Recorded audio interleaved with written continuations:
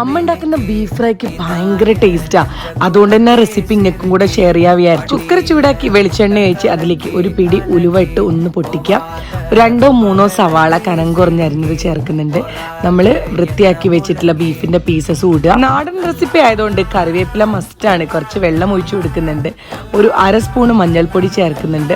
നല്ലോണം യോജിപ്പിച്ച് കൊടുക്കുക. ചട്ടി ചൂടാക്കി 5-6 വറ്റൽ മുളകും ഒരു പിടി മല്ലിയും കൂടെ ഒന്ന് മൂപ്പിച്ചെടുക്കുക.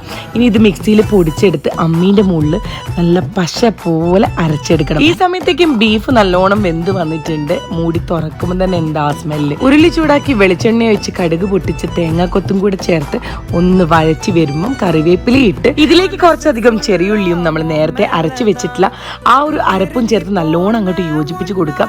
നിങ്ങൾ ഈ രുചിയിൽ ബീഫ് ഒരിക്കലും കഴിച്ചിട്ടേ ഉണ്ടാവില്ല. കുറച്ച് കുരുമുളകിന്റെ പൊടിയും കൂടെ ഇട്ടാൽ നല്ലതാണ്. അപ്പോൾ വീഡിയോ ഇഷ്ടപ്പെട്ട പേജ് ഇപ്പം തന്നെ ഫോളോ ചെയ്ത് കൂടെ കൂടിക്കൊള്ളി.